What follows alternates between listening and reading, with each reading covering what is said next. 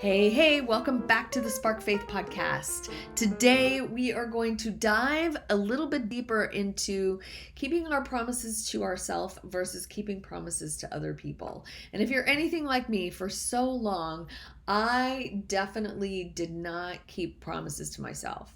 I would make all kinds of promises in there, but a lot of times I just didn't show up for myself, right? And so we're going to dive into that. But first, if you could please like, subscribe, share any of these that you like share them to your social media, take a screenshot that you're listening, share it to your friends, text it to a couple people, throw it up on your social media. I would really appreciate that. That is how I get the word out. And if you're on YouTube, you can subscribe. I so appreciate all of you who have helped and gotten the word out, because things are starting to grow and it's getting exciting. So if you are on YouTube today, you can see my big old dog Mango hanging out behind me today. He's just hanging out, doing his thing. So today we are going to talk deep into keeping your word to yourself. And the first question I'm going to ask is, what are you really committed to? What are you committed to? Like, based on results of not keeping your word to yourself, what results are you getting, right? What are you committed to? Are you committed actually to staying unhealthy? Are you committed to not actually following your exercise routine? Are you committed to really not drinking your water every day? Because your results, I know this is a little heavy hit, right off the top. Your results are showing up everywhere when you don't show up for yourself and when you don't show up for your commitments to yourself, right? I know I hid behind people pleasing and all these other things. And now I'm showing up for myself, I'm showing up for God, and it is so freeing. It's so freeing. It feels like, it just feels so much lighter, right? I don't know, I felt like I had like this big cloud over my head. And what's interesting, Proverbs has this really cool thing, and I didn't really realize it until I started doing a little bit of digging today. Reliable friends who do what they say are like cool drinks in sweltering heat, refreshing, right? And then the next, this is Proverbs 25:13 and 14. 14 says, like billowing clouds that bring no rain is the person who talks big but never produces. Ouch, right? Ouch. So when you look around at your own results, right, like I said, this is a little bit hard. What is consistently more important than keeping your word, right? What consistently takes you off track, because that's actually what you're committed to. I know, ouch, right? So, what else? Who else do you think that this is affecting?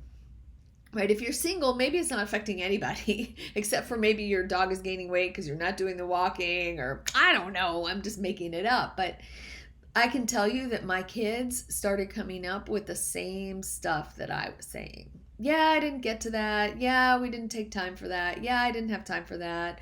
I got tired. I slept in. I got overwhelmed. I got busy doing this. I wanted to do something else.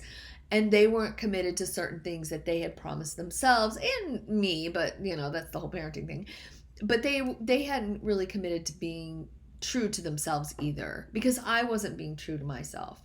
And so I want to throw a couple of things out there about what you might be committed to.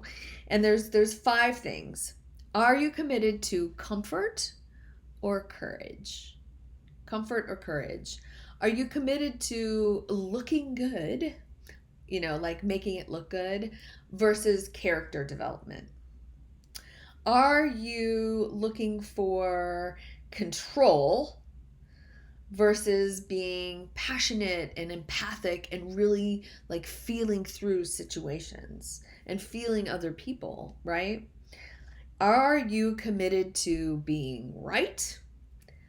Or are you committed to being curious? Because there's a difference, and you can get out of being right by staying curious. It's a really cool thing that can happen in a conversation. Or are you committed to just being safe and not doing the work, and or like living this vital, bigger life that God has for you? I got really committed to living this bigger life. And I can tell you that it is challenging sometimes every day to wrap my head around what I'm supposed to be doing. And I just keep walking in it, feeling uncomfortable, doing the things, right? Because I made a commitment to myself in all of this, and a commitment to serve you bigger. I wanted to serve you bigger. I want to serve more people.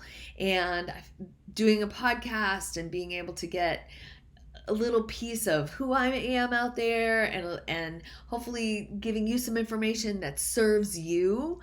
That's what I'm so passionate about. And I'm passionate about it because I feel like, I believe that when we get healthy mentally, emotionally, physically, spiritually, all of those pieces, that God can use us in bigger ways, and He can show us this giant life that He has planned for us.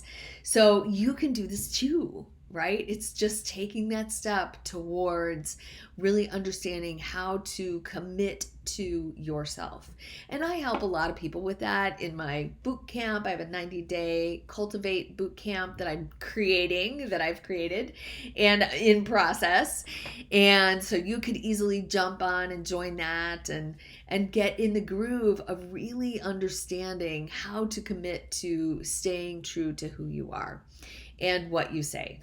So I love you all. I want to serve you the best way possible, and I'd love to serve more of you.